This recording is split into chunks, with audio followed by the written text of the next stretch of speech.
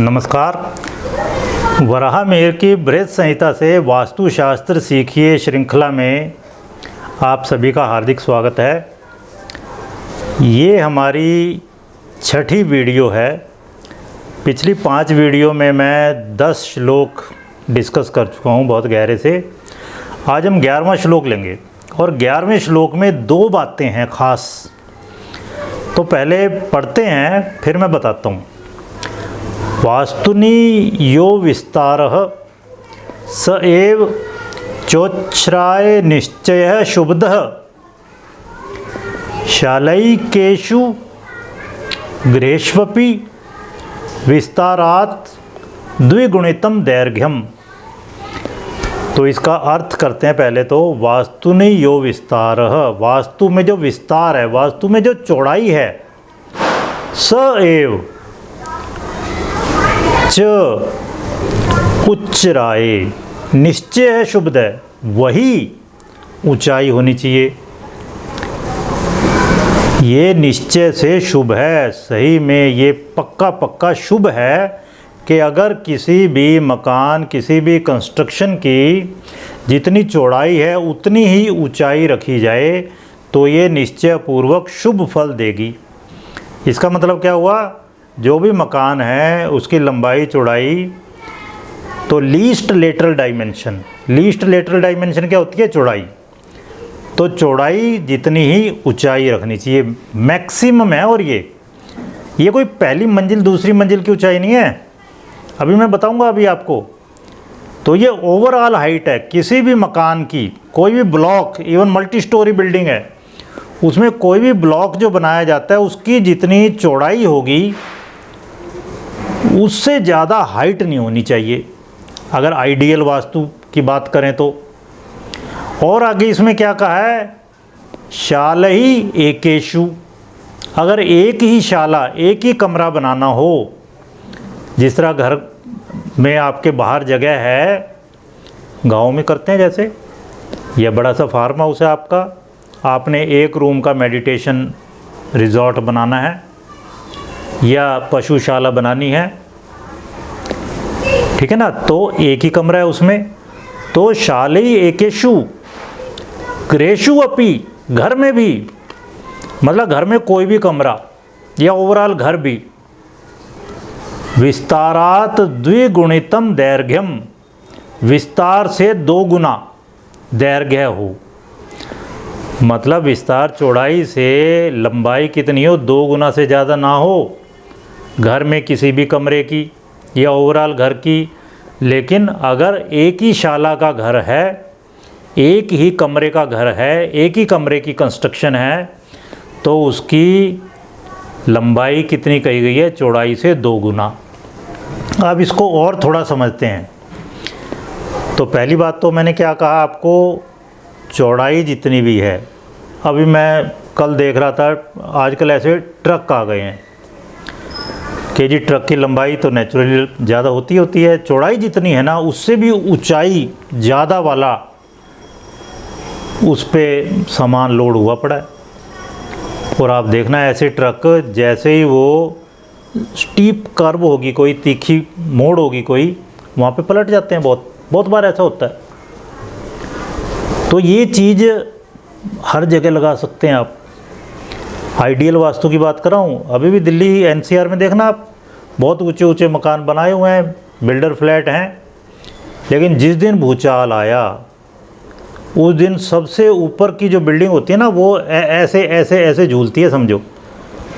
Lateral जो displacement होता है उसका सबसे ज़्यादा होता है। उस वक्त ऐसे काँप रहे होते हैं दिल लोगों के, उनको लगता है ऊपर से कहीं तो कूद जाते हैं।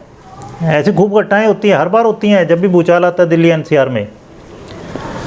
तो घर की जो चौड़ाई है उससे उसकी ऊंचाई ज़्यादा ना हो, ओवरऑल हाइट की बात करें हम।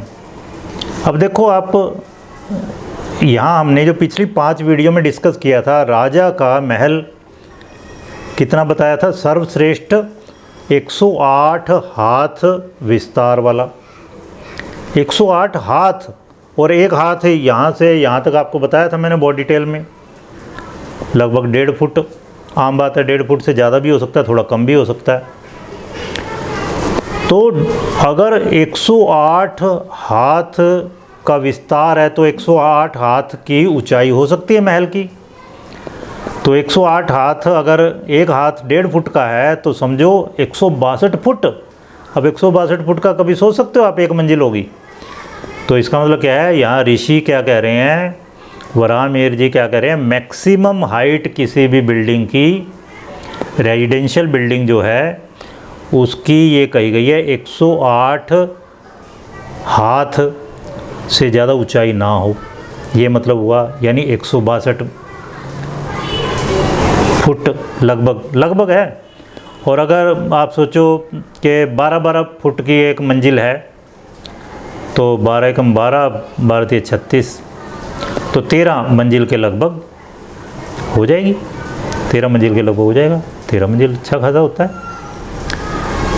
और मिनिमम कितना बताया था ये पिछली 5 वीडियोज़ में, 20 क्यूबिट या 20 हाथ बताया था मिनिमम विस्तार। कम से कम विस्तार कितना बताया था? 20 हाथ। किन के लिए? Heads of industrial workshops and envoys, जो दूत हैं उनके लिए, जो कर्माध्यक्ष है, अलग अलग फैक्ट्री जो थी राजा के महलों के लिए जो प्रोड्यूस करती थी सामान, उनके जो अध्यक्ष थे। तो 20 हाथ यानी 30 फुट, ठीक है ना। तो 10-10 फुट का अगर है तो 3 मंजिल, उससे ज़्यादा ऊंचा नहीं होना चाहिए, ठीक है ना। तो एक तो ये बात हो गई। तो अब एक मंजिल की कितनी हाइट हो वो आने वाली वीडियोस में हम डिस्कस करेंगे। अब आगे क्या कहा है, शालई एकेषु गृहेषु अपि विस्तारात द्विगुणतम दैर्घ्यम। तो अगर एक कमरे वाला घर है उसकी डायमेंशन कितनी हो, उसकी चौड़ाई से लंबाई 2 गुना से ज़्यादा ना हो। तो आप देखो आजकल 1 रूम सेट कौन सा होता है, स्टूडियो अपार्टमेंट बहुत पॉपुलर हो रहे हैं आजकल, उसी में सब कुछ होता है। एक ही कमरा होता है जनरली, वही ड्राइंग रूम है, वही आपका बेडरूम है, ठीक है ना। वो वहीं पे बैठ के स्टडी करते हैं, एक कोने में लगा देते हैं, उसी में वहीं पे बैठ के काम करते हैं अगर वर्क फ्रॉम होम है तो आजकल स्टूडियो अपार्टमेंट में ये वाली चीज़ अप्लाई कर सकते हो आप, 1:2 की रेशो में बनाओ। अब ये 1:2 की रेशो क्यों शुभ बताई गई है, थोड़ा सा बताता हूँ मैं, क्योंकि सिविल इंजीनियर हूँ मैं, उस एंगल से बताता हूँ। एक हम उसमें सब्जेक्ट होता है थ्योरी ऑफ स्ट्रक्चर। तो जब किसी भी जो ऊपर छत डालते हैं, जिसको आम भाषा में लेंटर कह देते हैं, उसको बेसिकली टेक्निकल वर्ड है उसके लिए स्लैब। जब ये लेंटर या स्लैब का डिज़ाइन करते हैं ना, तो अगर कमरा 1x1 का है, मतलब लेंथ और विड्थ सेम है, तो चारों दीवारों पर बराबर लोड जाता है, वो बहुत ही शुभ है। सभी दीवारें लोड ले रही हैं, काम कर रही हैं, सभी मेहनती हैं, और सभी दीवारें समान रूप से धंसेंगी तो क्रैक नहीं आएंगे दीवारों में। लेकिन अब अगर लंबाई बढ़ती जाएगी चौड़ाई से और 1:2 हो गई, मतलब चौड़ाई जितनी है उसकी 2 गुनी लंबाई है, तो क्या होता है, लोड लंबी दीवारों पे ज़्यादा जाता है और छोटी दीवार जो चौड़ाई वाली दीवार है उन पे कम जाता है, लेकिन जाता है उन पे भी, ठीक है। लेकिन इससे आगे चलो, देखो ऋषियों की कितनी गहरी रिसर्च थी। उन्होंने कुछ नहीं फार्मूले दिए, आजकल हम पढ़ते हैं इनको तो इंजीनियरिंग की किताबों में। अगर लंबाई चौड़ाई का 2 गुना से ज़्यादा हो जाए तो लोड केवल लंबी दीवारों पे जाएगा, चौड़ाई वाली दीवारों पे नहीं जाएगा। जिस तरह 3x7 का अगर है कमरा, उस पर जब छत डालेंगे तो 7 वाली जो दीवारें हैं ना, क्योंकि वो 2 गुना से ज़्यादा हो गई, 3 का 2 गुना 6 होता है, तो उन लंबी दीवारों पे लोड जाएगा, 3 वाली दीवारों पे लोड नहीं जाएगा, तो वो कम धंसेंगी। 7 वाली दीवारें वो ज़्यादा धंस रही हैं, तो पूरे कमरे में क्रैक आ जाएंगे। हमारे ऋषियों की इतनी गहरी अंतर्दृष्टि थी, ये मैंने बता दिया आपको, ठीक है। तो आगे आने वाले जो श्लोक होंगे उनमें हम और बहुत सारी बातें अभी, और असली वास्तु कहाँ से शुरू हो रहा है, माप से, मेज़रमेंट से।